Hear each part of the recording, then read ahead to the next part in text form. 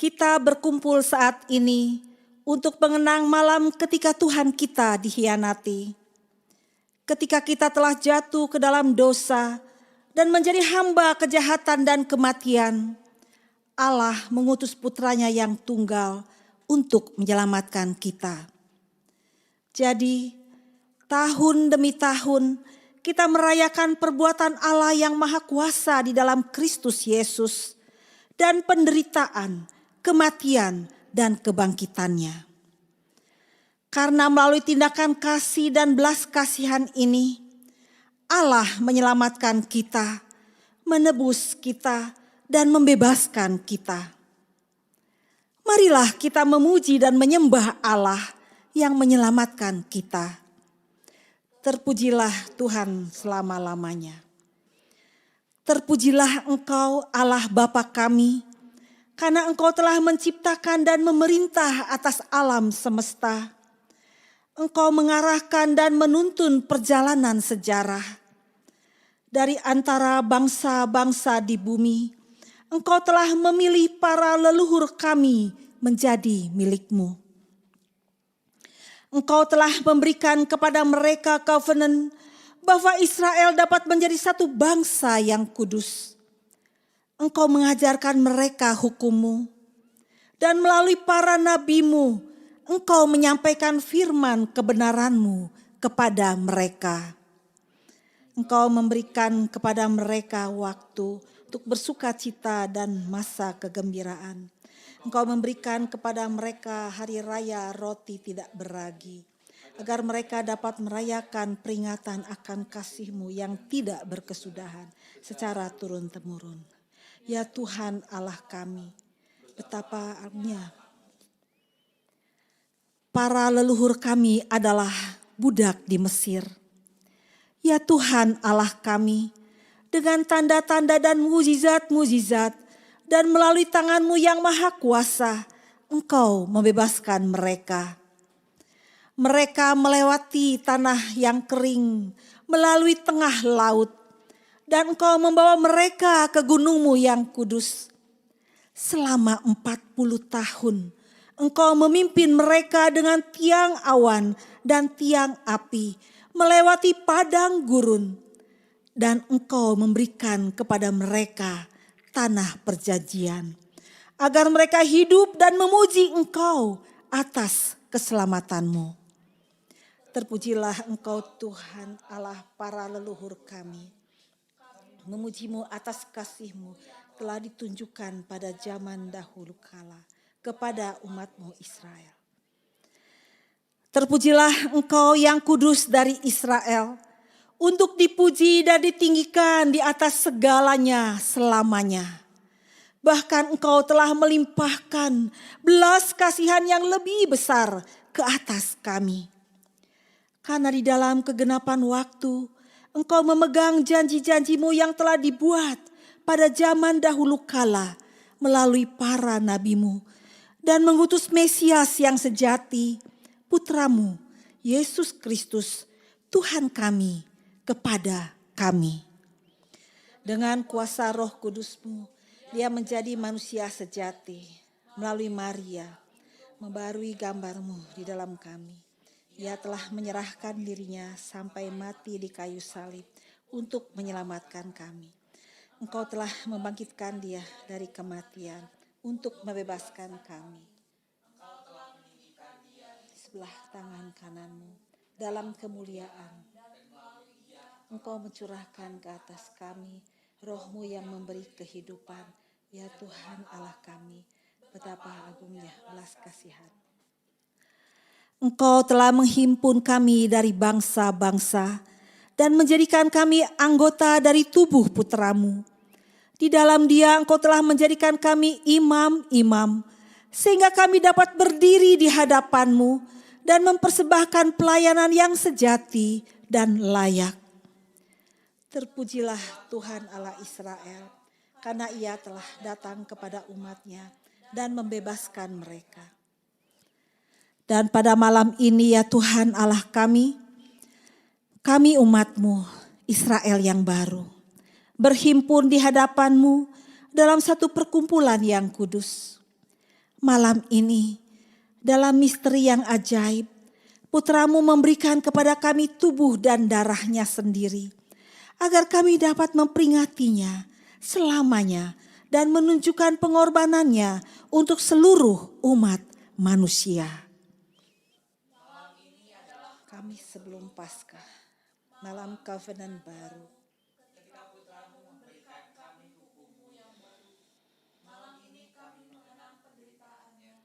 Malam pergumulannya yang amat berat, taman itu malam ketika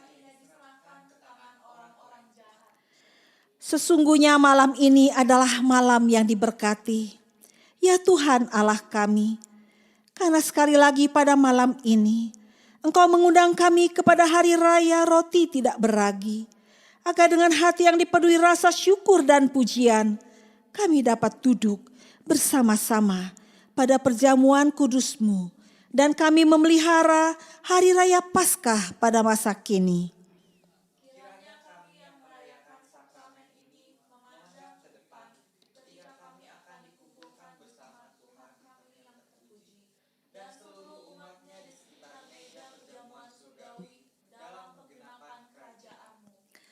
Marilah kita mengakui dosa kita kepada Allah yang Maha Kuasa. Allah yang Maha Kuasa, Bapa Surgawi kami telah berdosa terhadap Engkau dan terhadap sesama kami dalam pikiran, perkataan dan perbuatan, melalui kelalaian dan kelemahan kami, melalui kesalahan kami yang disengaja. Kami menyesal dan bertobat dari semua dosa kami. Demi Putramu Yesus Kristus yang telah mati bagi kami, ampunilah kami atas semua yang telah terjadi, dan karuniakanlah agar kami dapat melayani Engkau dalam hidup yang baru bagi kemuliaan nama-Mu. Amin. Allah yang Maha Kuasa, yang Putramu Yesus Kristus telah mengajarkan kepada kami bahwa apa yang kami lakukan terhadap saudara-saudara kami yang paling rendah, kami melakukannya juga untuk Dia. Berikanlah kepada kami kehendak untuk menjadi pelayan bagi orang lain, sebagaimana Dia telah menjadi pelayan bagi semua yang telah menyerahkan nyawanya dan mati bagi kita, tetapi hidup dan memerintah bersama-Mu dan Roh Kudus, satu Allah, kini dan selamanya. Amin. Selamat malam saudara-saudara yang saya kasihi di dalam Yesus Kristus. Pada malam hari ini kita memperingati apa yang disebut dengan Kamis sebelum Paskah, atau ada yang menyebutnya sebagai Kamis Putih. Ini mengingatkan kepada kita bagaimana Yesus mencuci kaki murid-muridnya sebelum Dia menderita dan digantung atau mati di atas kayu salib dan bangkit pada hari yang ketiga.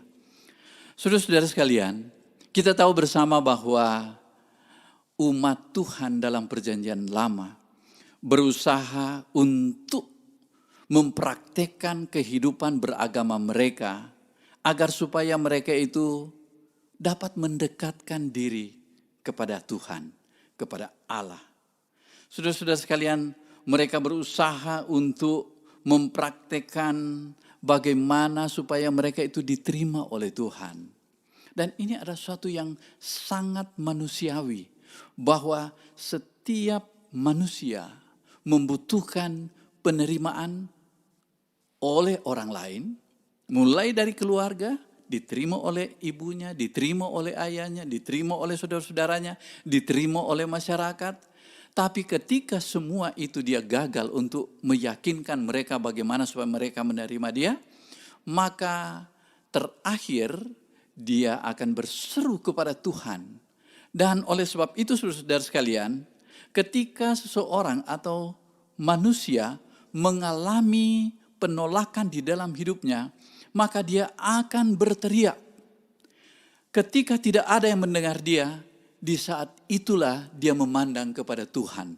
Tetapi dalam perjanjian lama, seringkali dia mencoba untuk mendekatkan diri kepada Tuhan dengan melakukan ritual-ritual, dan dia merasa puas kalau dia telah melakukan ritual-ritual agama itu dengan doa-doa. Semakin kencang doanya, semakin dia merasakan bahwa Tuhan semakin mengasihi dia, semakin menerima dia.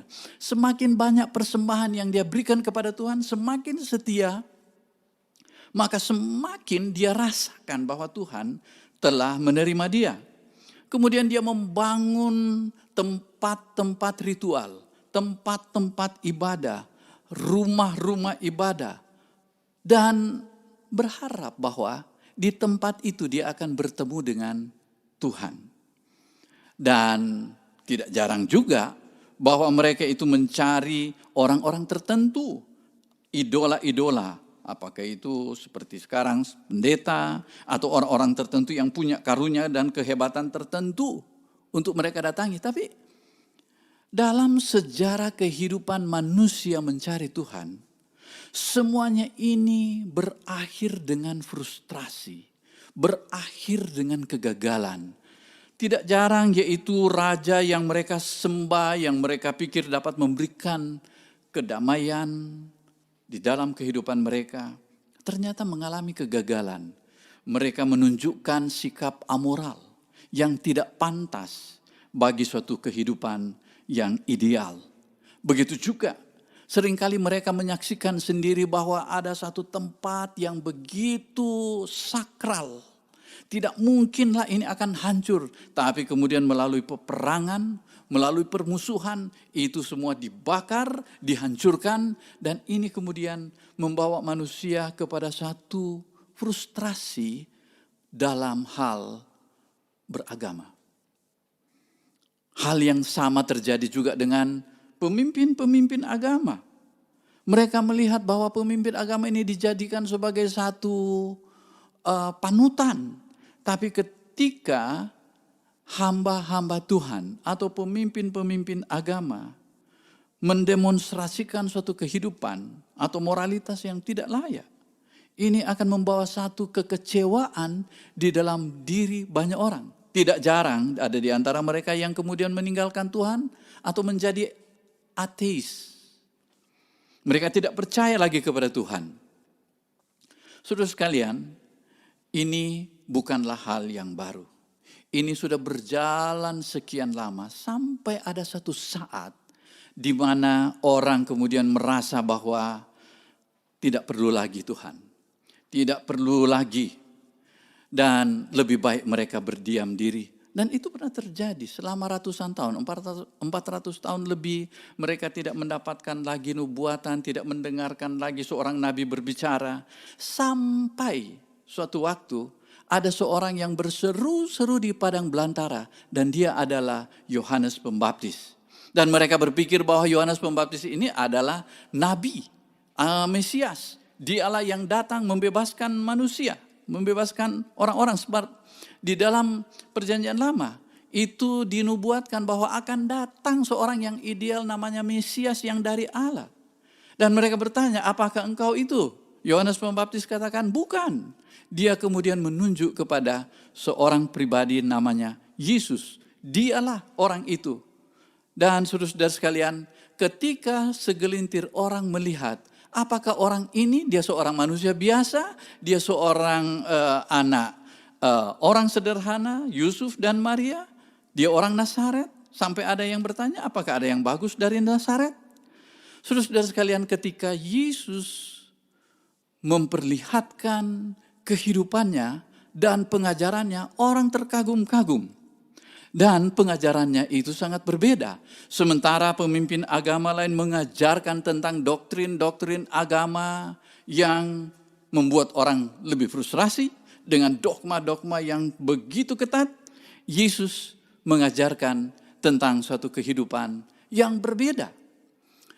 Ketika orang mengajarkan kekerasan dibalas dengan kekerasan yang itu yang disebut dengan keadilan, Yesus kemudian membalikkan itu. Kalau ada orang menampar pipi kirimu, kasih lagi yang kanan. Nah, ini adalah ajaran-ajaran Yesus yang Di dalam perjanjian lama dikatakan, jangan berbuat ini, jangan berdosa, jangan membunuh, jangan mencuri, jangan berzina. Yesus balikkan dengan apa? Berbahagialah orang yang miskin di hadapan Allah, karena mereka itu akan disebut anak-anak Allah. Berbahagialah mereka yang bawa damai. Dia sebut dengan berbahagia. Artinya berbahagialah. Kalau orang berbahagia, pasti dia mampu melakukan hukum Tuhan. Nah, ini berbeda sekali. Sementara orang mengajarkan tentang organisasi agama dan ada aturan-aturan yang harus diikuti, Yesus katakan tidak. You lihat saya, you lihat kehidupan saya, you sudah lihat Bapa di surga. Jadi dia menjadikan teladan kehidupannya itu sebagai satu fokus kehidupan manusia, inti kehidupan manusia. Nah, Yesus adalah inti kehidupan orang-orang percaya. Apalagi orang-orang yang menamakan dirinya seharusnya orang-orang Kristen. Inti kehidupan itu bukanlah melaksanakan sebanyak atau rentetan daripada ajaran-ajaran agama. Yesus katakan, ikut aku. Nah, Yesus mengajarkan bahwa dirinya itu adalah teladan, dirinya itu adalah fokus kehidupan di mana orang mengikut dia. Oleh karena itu ketika Yesus mengajarkan bertobatlah kamu karena kerajaan surga sudah dekat, maka selanjutnya yang diminta oleh Yesus ialah ikut aku. Artinya jadi murid dia. Nah, Yesus mengajarkan sesuatu yang sama dengan sifatnya, dengan karakternya, yaitu adalah kasih. Dan kasih inilah sebetulnya yang dia demonstrasikan mulai dari menolong orang-orang, kemudian menyapa mereka yang tidak berdaya, menyapa mereka yang miskin, menyapa mereka yang menderita, yang sakit. Inilah sebetulnya demonstrasi ajarannya, yaitu kasih. Dan ajarannya ini bukan sekedar ajaran yang dia pelajari di mana-mana, bukan. Ini bukan suatu teori, tapi ini adalah karakter atau sifat Yesus sendiri, yaitu kasih. Oleh sebab itu, ketika dia didaulat sebagai seorang raja, ketika memasuki kota Yerusalem, dia tidak datang dengan membawa pasukan berkuda, tapi dia hanya mengendarai seekor keledai betina. Dia tidak datang mau berperang, dia membawa damai kepada semua orang. Ketika sebelum dia mengalami penderitaan dan dia disalib, dia datang merendahkan diri di depan kaki murid-muridnya, dan dia mencuci kaki murid-muridnya. Ini adalah satu demonstrasi kasih dari Yesus. Dan puncak dari demonstrasi kasih ini, yaitu di atas kayu salib. Dia mati. Ketika dia mati di atas kayu salib dalam keadaan menderita, dia masih berdoa untuk mereka yang menyalibkan dia, yang menyiksa dia. Doanya, ampunilah mereka, ya Bapa, ampunilah mereka karena mereka tidak tahu apa yang mereka perbuat. Ini saudara sekalian merupakan moralitas, etika yang paling tinggi yang dipraktikkan oleh Yesus di dalam kehidupannya. Dan inilah saudara sekalian yang membuat atau makna dari Kamis Putih atau Kamis sebelum Paskah, yaitu mengingat bagaimana Yesus menanggalkan jubah dan kemudian tunduk di depan kaki murid-muridnya dan mencuci kaki mereka. Dia membalikkan semua itu sebagai penggenapan janji Tuhan bahwa suatu waktu mereka akan melihat bahwa raja itu, kekuatan itu, bukan pada kekuatan duniawi, bukan pada kesombongan, kebanggaan dunia ini, tetapi pada seorang yang mau mengorbankan nyawanya di atas kayu salib untuk manusia. Dan dia adalah Yesus. Oleh sebab itu saudara-saudara sekalian, pengorbanan Yesus ini sampai dia mati di atas kayu salib, itulah sebabnya Allah meninggikan dia sebagai Tuhan. Dan setiap lutut bertelut menyembah dia Karena dia adalah Tuhan. Dia adalah Allah sendiri. Dia adalah Tuhan satu-satunya. Dia adalah juru selamat satu-satunya untuk umat manusia.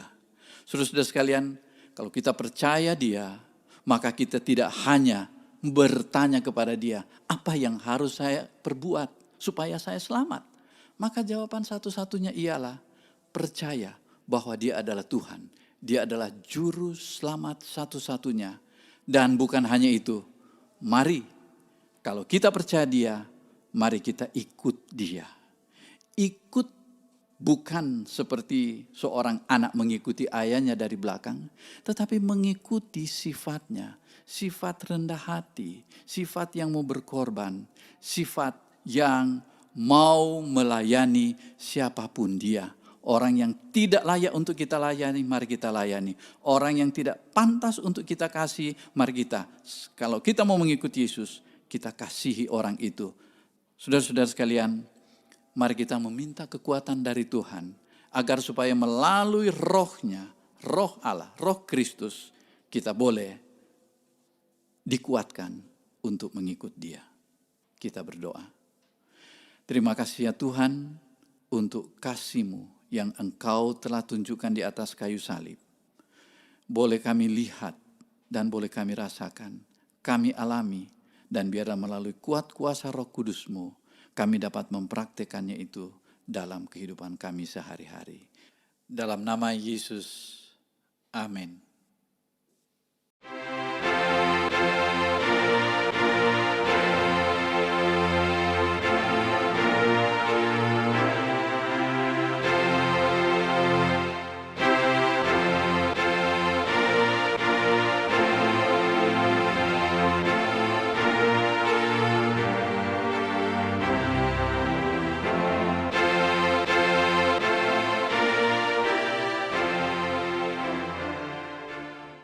Betapa